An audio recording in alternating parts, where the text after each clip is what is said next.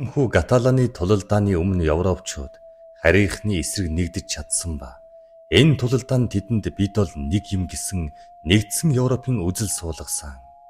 Өөрөөр хэлбэл Европ анх удаан бидний гэсэн ухамсар суужээ. Баруун Ромын хаан Валентиан Вестготийн хаан Теодрихтэй холбоотон болж амжив. Энэ нь Ромчуудын хувьд сайн мэдээ байв. Вестготийн хаан Теодрих хүчрэг аримтай, олон тооны цэрэгтэй байв. Атила энэ талаар мэдсэн боловч Баруун Ром Вестготийн холбоонд түүнийг айлгасангүй бололтой. Атила хам хүчийн авч Баруун Ромын нутагт манай эртний 451 онд цөмрөн орж хамгийн түрүүнд Пананд зохилт өгөөчээ. Эртний Европ зэрлэгүүдийн түрэмгийлэлд ингэж өртөж байсангүй. Тэд том жижиг хотуудыг эзлэн авч орилоныг бүсэлжээ.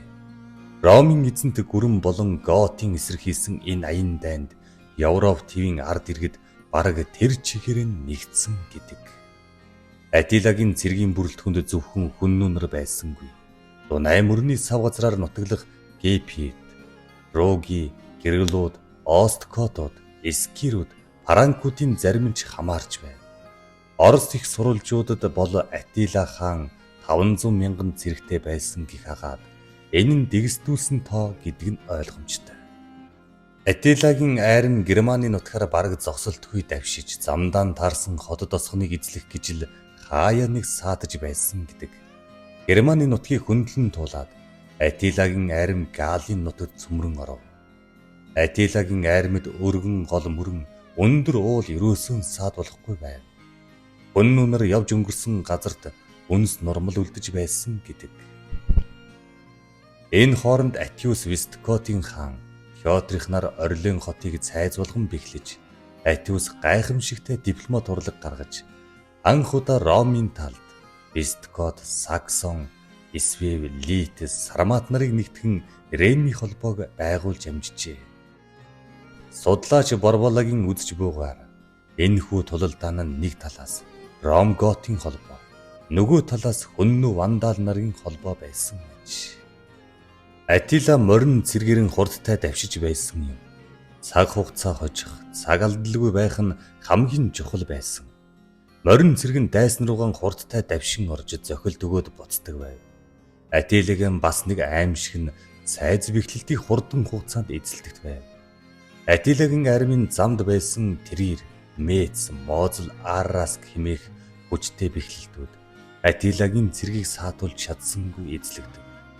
Эдгээр бэхлэлтүүд нь хүчрэх хамгаалттай байж Атилагийн цэрэгтэй хээр талд тулалдсанаас цайз хэрмийн хамгаалж байлцсан илүү найдвартай гэж Ромчууд үзэж байсан нь буруу болж таарч. Өнөөдөр Францын нутагт байх Орлеоны хүчрэх бэхлэлт рүү дөхөж ирэхэд Баруун Ром өөрийн шилдэг жанжин Атиус олон цэргийн хамтаар илгээжээ. Атиусын хамт Вестготийн хаан Теодрих өөрийн цэрэгтэйг ирж нийлв. Холбоотнууд нэгдэж Орлеоны зүг хөдөлжээ. Атила үүнийг олж мэдээд Орлеоны бүслэлтийн зогсоож холбоотнуудын эсрэг хөдөлж хоёр талын арим Тервио хотоос холгүй Каталаны талд тулж ирэв. Энд Унгарийн судлаач Борболагийн тэмдэглэснийг бас анхааравчтай болж байв. Учир нь тэрээр Каталаныгийн тулалдааны хойд Францад бус Испани нутагт өөрө тодруулж хэлбэл Каталоны нутагт болсон хэмээн үзжээ. Судлаачийн үзэж буйгаар Гот болон Аалан үндэстнүүд нэгдэн Каталон үндэстнийг бүрдүүлсэн бол Вандалууд Испанд очиж нутгалснаар Андалуз үндэстэн бүрлдэх эхийг тавьсан ажээ. Каталоны талыг зүгээрч нэг сонгосонгүй. Энд Хүннүгийн морин цэрэг маневр хийхэд тохиромжтой байв. Атиус болон Теодрих нарч гисэн Марна голыг гатлан Каталоны талд тулж ирлээ. Манай эртний 451 оны 6 дугаар сарын 15-нд хүн төрлөختний түүхэнд мөнгөрсөн алдарт Каталаны тулалдаан болсон билээ. Нэг талаас Атилагаар удирдуулсан Хүннү болон тэдний холбоотон зэрлэг аймагуд, нөгөө талаас Атиус Теодрих нараар удирдуулсан Баруун Ром, Вестготын цэргүүд тулалдав. Тухайн үеийн шилдэг хоёр айран болох Ромын айрмын эсрэг Хүннүгийн айрам тухайн үеийн шилдэг жанжид болох Атилагийн эсрэг Атиус нар туллаа. Английн түүхчиг Гиббон бичгтээ.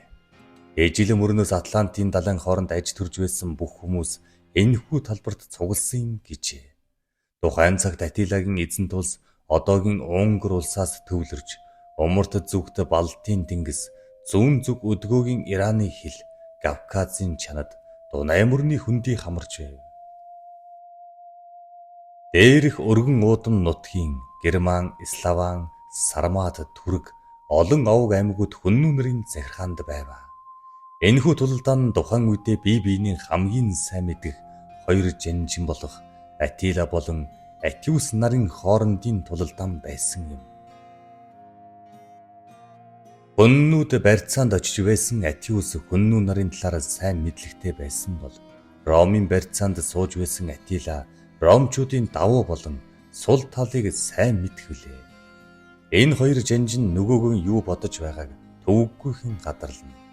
Атиус жанжин тухайн үеийн эзэн хандаанд дэрсэлж, шийтгдэж байсан авч, хүчрхэг дайсны өмнө түүнээс өөр сөргүүлэн тавих авьяаслаг жанжин байгаагүй учраас ихээхэн амлалт шан амлаж байж Висткотуудтай холбоотон болсон дангараа хүннүү нарыг дийлэх итгэл алдарсан гэлтэй.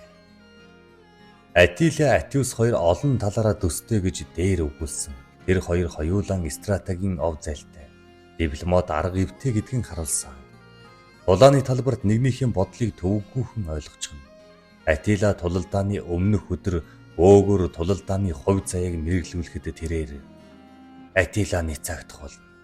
Харин дайсны удирдагч ам өргөдөх болно.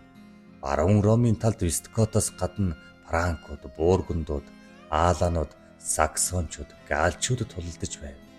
Энд ч энэ тулалдааныг дэлхийн түүхэнд ард түмнүүдийн тулалдаан хэмээн нэрлэдэг. Баруун болон зүүн ромчууд хам хүчээр дайжлахаар барахгүй. Өөр Атилаг хараахан дагаагүй байгаа Германы үлдэгдэл гол тулгуур болсон юм.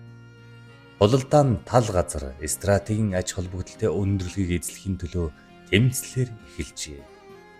Хүннүнэр уламжлалт аргаараа буюу суман мөндөр буулгасныхаа дараа холбоотны армийн баруун жигүүр болон төвд зохилт өгөхөр морин цэрэг давшив. Холбоотны арми дайралтыг дэссээр байлаа.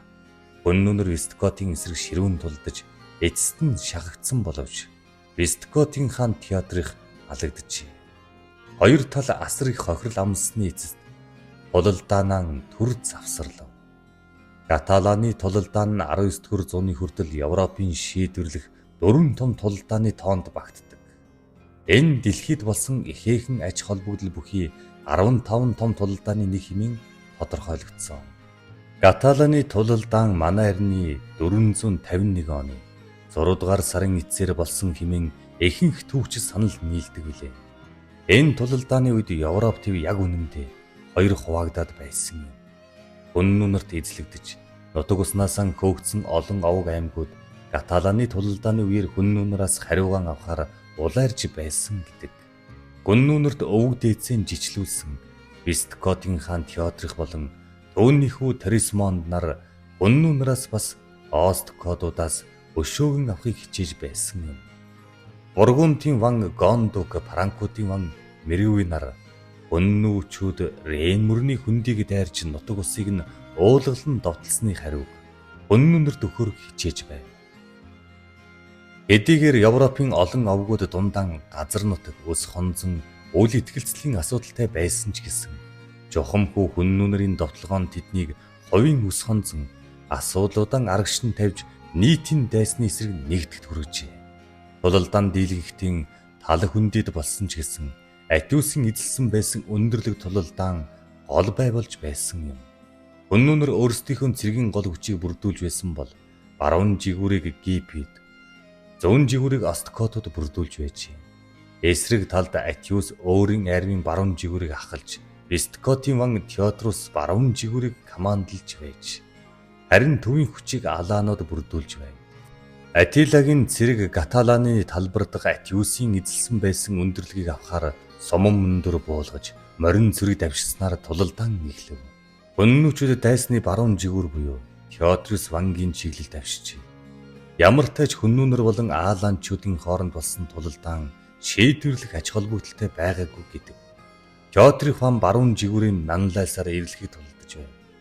Харамсалтай нь Теодрих хаан энэхүү тулалдаанд амь өргөцсөн юм аа. Бас нэгэн ширүүн тулгаралт ах トゥ хэмээгддэг Весткот болон Осткотуудын хооронд олжээ. Энэхүү тулгаралтанд Осткотууд ухарснаар Атилагийн цэрэг бүслэлдэх аюулд орсон юм.